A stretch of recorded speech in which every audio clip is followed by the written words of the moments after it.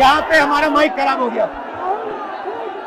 और public meeting करना मुश्किल है। जी बिल्कुल ठीक बात है। तो मैंने सोचा कि हम थोड़ा यूपी के बारे में बातचीत कर लें और आप अपना पर्सपेक्टिव हमें बताइए, हम आपको अपना पर्सपेक्टिव बताते हैं, थोड़ी डिस्कशन करते हैं। ठीक बात है, ठीक बात है। मैं समझता हूँ कि जब माइक खराब हो गया हम दोनों बात करेंगे, वो रिकॉर्ड होकर के जाएगी तो लोग बेहतर और अच्छा समझेंगे और अच्छा रिजल्ट आएगा। और क्योंकि सोशल मीडिया से वेल कनेक्टेड है तो सब लोगों को जानकारी मिल जाएगी कि हम और आप क्या बोल रहे हैं। यूपी जो 80 सीटें दे रहा है, इसमें 79 सीटें समाजवादी पार्टी, कांग्रेस, इंडिया गठबंधन जीत रहा है। एक जो क्यूटो है उसमें हम और आप लड़ाई में हैं। और इस बार क्यूटो नाम कैसे जापान वाला ही है ये क्यूटो, क्योंकि जो प्रधान सांसद हैं उन्हें सपना दिखाया था काशी के लोगों को कि दुनिया की सबसे बेहतर सिटी बनेगी क्यूटो। तो क्यूटो बनी नहीं बनी काशी के लोग ये तय करेंगे और फिर वोट डालेंगे। तो इस बार मन मर्जी नहीं चलनी है, मन की बात नहीं चलेगी, हमारे आपकी बात और 140 करोड़ लोगों की बात और संविधान की बात होगी। और आपने देखा, हम सब ने देखा कि यूपी को नरेंद्र मोदी जी ने बेरोजगारी का सेंटर बना दिया और इतनी बेरोजगारी की है। ये जितने बच्चे दिखाई दे रहे हैं ये दिखाओ, वो लोग हैं दिखाओ जो अग्निवीर या पेपर लीक जिसकी वजह से उन्हें नौकरी नहीं मिली है और ये सब रोजगार नौकरी चाहते हैं। बीजेपी ने जो झूठे सपने दिखाए थे इन्वेस्टमेंट मीट के, जो झूठा सपना दिखाया था डिफेंस एक्सपो का, जो सपने बेचे थे G20 में, लेकिन इन नौजवानों को न नौकरी मिली न रोजगार मिला, आज ये खाली हाथ हैं।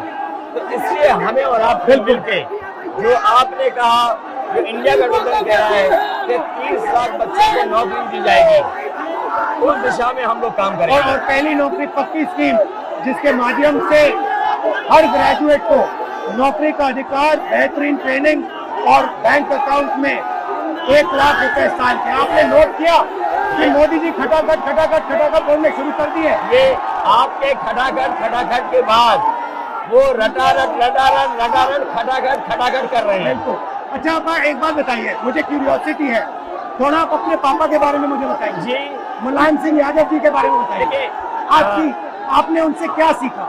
नेताजी और उनके साथ के लोग बिल्कुल जमीनी राजनीति करते रहे। हालांकि नेताजी कुश्ती, पहलवान और गांव के थे। करते हो कुश्ती? नहीं, मैं कुश्ती नहीं कर पाया जीवन में, क्योंकि मैं मिलिट्री स्कूल में चला गया तो कुश्ती नहीं कर पाया। लेकिन नेताजी इसीलिए धरती पुत्र बोले गए कि वो जमीन की बात को समझते थे। धरती पर जो लोग हैं उनकी क्या भावना है उसको लेकर के वो आगे बढ़ाना चाहते थे। और आपका इस क्षेत्र से और इस शहर से आज का लगाव नहीं है, न जाने कितने सालों पुराना लगाव है। जो इमोशनल कनेक्ट आपका इस शहर और शहर से है वो शायद और किसी राजनीतिक परिवार का नहीं होगा। तो नेताजी से उनका हार्डवर्क और अपने लक्ष्य के लिए लगातार काम करते रहना, जो गैर बराबरी की लड़ाई डॉक्टर राम मनोहर लोहिया यहीं लड़े थे। हालांकि हमारी आपकी विचारधारा की यहाँ टकराव रहा, लेकिन हमारे व्यक्तिगत या जो सिद्धांत में कभी समझौता नहीं हुआ। सिद्धांत को लेकर के हमने आपके साथ खड़े हुए और कई बार खड़े हुए, और आपकी भी पार्टी सिद्धांत से बहुत करीब रही समाजवादियों के। बट मुझे लगता है कि अब एक नई तरीके की पार्टनरशिप बन रही है, क्योंकि जो इस बार हमारा कोऑपरेशन है शायद पहले ऐसा कोऑपरेशन नहीं हुआ। मतलब बिल्कुल सब जुड़ गए। सबसे अच्छा ये है कि जितना उन्होंने कहा 2 लड़कों की जोड़ी, उतना युवा आपसे, हमसे, इंडिया गठबंधन से और जुड़ गया। तो ये नेचुरल अलायंस है, और नेचुरल अलायंस इसलिए लोग महसूस कर रहे हैं कि वो चाहते हैं कि नौकरी और रोजगार मिले, नौकरी और रोजगार मिले। तो ये बड़ी भावना है कि हमसे आपसे ये यूथ कनेक्ट कर रहा है। सबसे बड़ी बात, महंगाई की चोट सबसे ज्यादा इन लड़कों को लगती है।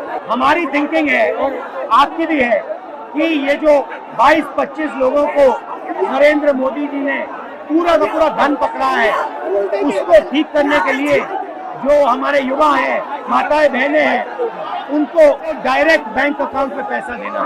देखिए, ये जो लोगों के पास पैसा पहुंचने से जो अर्थव्यवस्था को लाभ मिलेगा, मैं समझता हूँ इनका भाग्य में बनेगा और देश की अर्थव्यवस्था ही बेहतर होगी।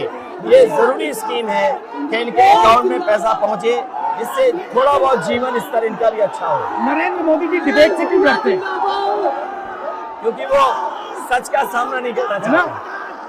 पूरा उनका झूठ का गुब्बारा है।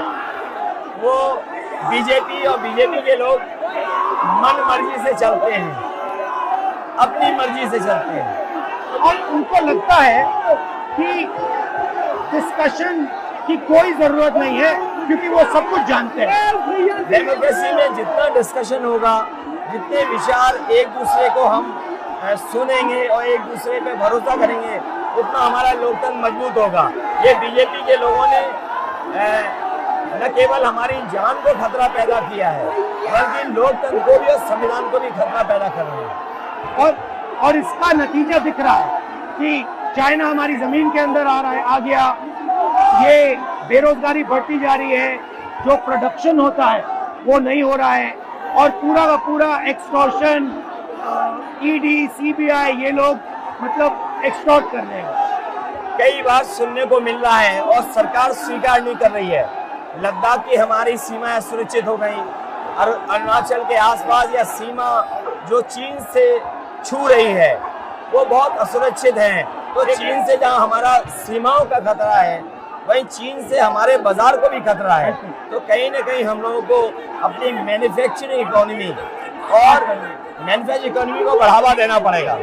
और ये जो स्कीम्स है, पहली नौकरी पक्की और महालक्ष्मी, ये मैन्युफैक्चरिंग सिस्टम को, इकोनॉमिक सिस्टम को जंप स्टार्ट करने के तरीके हैं। ये बहुत अच्छा जंप स्टार्ट होगा। इसको अगर फोकस होकर के आईआईटी, पॉलिटेक्निक, इंजीनियरिंग कॉलेजेस को, इन सबको इकोसिस्टम में ला करके, मैं समझता हूँ युवा नौजवानों को अच्छी नौकरी और रोजगार मिल पाएगा। और हमारा लक्ष्य है कि सब, हर जात को भागीदारी मिले, स्पेस मिले, हर इंस्टीट्यूशन में, बिजनेस में, एजुकेशन के सिस्टम में।